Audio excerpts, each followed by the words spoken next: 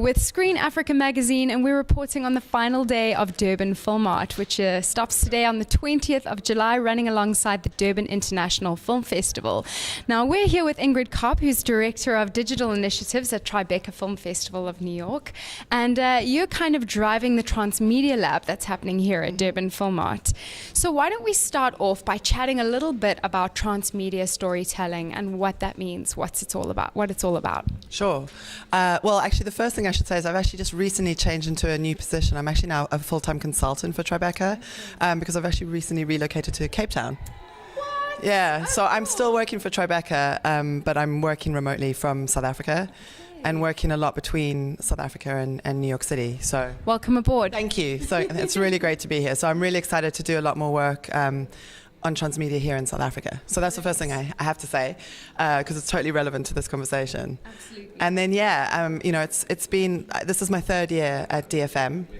And right from the beginning, I've been running masterclasses and labs around transmedia.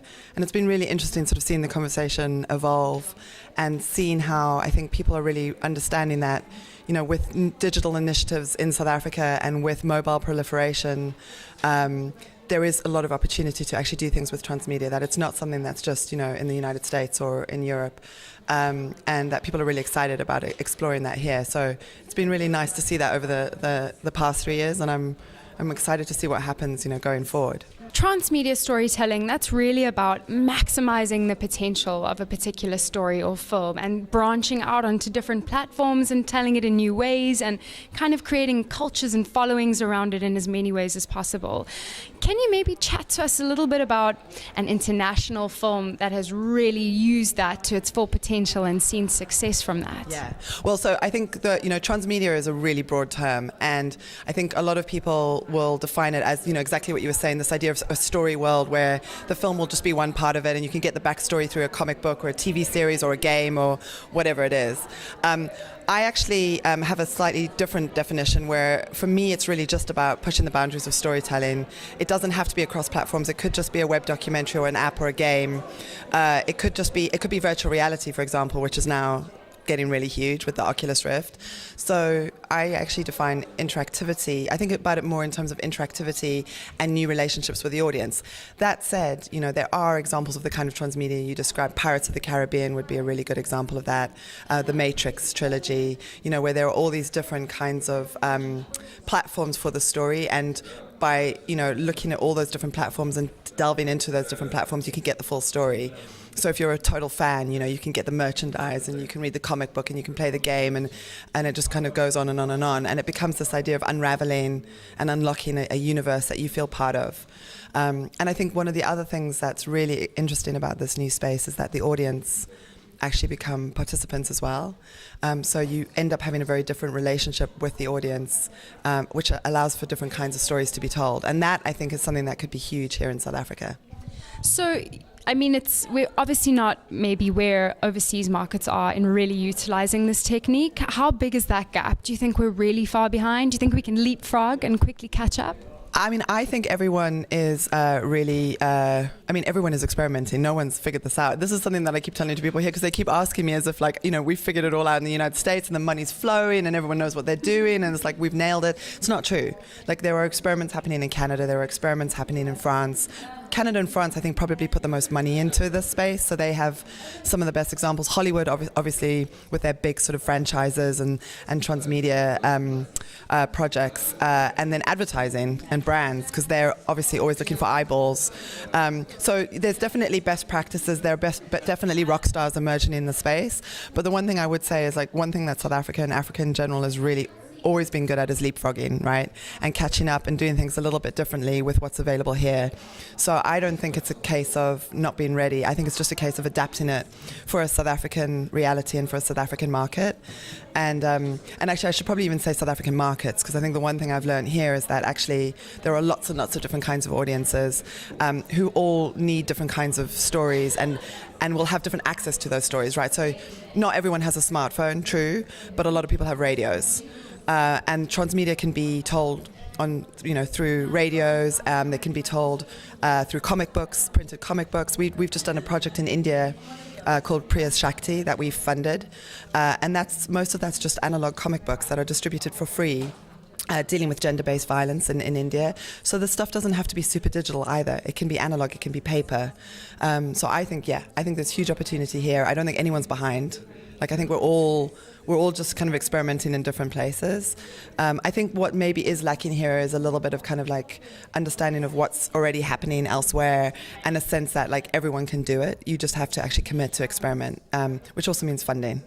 Let's talk a little bit about the lab here at DFM. What kind of things are you going to be doing? What are your goals and things you would like to achieve with the lab? Yeah. So we just did it was a 4-day lab, so we just finished it, and basically the way we did it is it was really to kind of give producers who'd never necessarily done any transmedia or even thought about it, or maybe were like, I don't actually really know what you're talking about, giving them a chance to kind of get a sense of what's been done, different definitions of transmedia, and then a sense of like how they could apply that to however it is they're already working. So day one was an overview of transmedia where we showed projects, both fiction and documentary. Most of the stuff I do is documentary, but obviously there's a lot of great fiction examples too. Gold to my own heart. So we, showing that it's possible in all these different genres. It doesn't matter. You can do horror transmedia, you could do, a drama, you can do documentary. It doesn't matter. It's just storytelling in different ways. And then, so day one was an overview showing what people have done, showing what amazing organizations like the National Film Board of Canada have done, showing projects that we've funded through the TFI New Media Fund. And then in day two, we moved into this idea of like audience engagement and designing a project early on with sort of design thinking, so that you're thinking about the audience from day one rather than thinking about the audience once the project's produced and it's too late. So that was really, really key for me, actually. I think the one thing I've learned from doing this is the audience is always present, and often the audience is involved. They become producers as part of the project. So it's really important not to sort of patronize your audience. It's really important not to sort of not worry about them till the project's done. So that was day two. And then day three, we did a lot around distribution and marketing and social media, about how you identify where your audiences are. Are they on Snapchat? Are they on WhatsApp? Are they on Twitter? Are they on Facebook? Are they on Mixit? Wherever these communities are, you have to go fish where the fish are. And so, you don't want to spend ages promoting a project on Facebook when your audience are not really on Facebook, for example. So a lot of stuff around really thinking about that stuff and thinking strategically, which, sometimes for filmmakers and artists feels weird and feels a little bit kind of like unnatural and like marketing speak. And one of the things I was sort of trying to show is actually how this can become a very creative part of your process, and it actually can really feed you creatively. It doesn't have to be like this horrible other thing that you have to do. At the same time, if you are really uncomfortable, what you then need to do is build a team around you who do that, right? So you get the producers and the transmedia experts and the user experience designers, and then they can work with you so that you are protected to do what you do best. Totally possible. And then finally today, Mark Schwing has joined us, who knows, I think, more about like the infrastructure of South African everything than anyone I know. It's like he blows my mind. It's amazing. Yeah. So he basically gave us like the nitty gritty, like what's going to happen with DSTV, fiber lines. I mean, like all the stuff that I knew nothing about. Like how many smartphones we have right now in South Africa, how many we're going to have in 2018, and what his focus was really like, what's actually happening in South Africa, and what do we need in terms of policy and infrastructure and funding to make this stuff happen.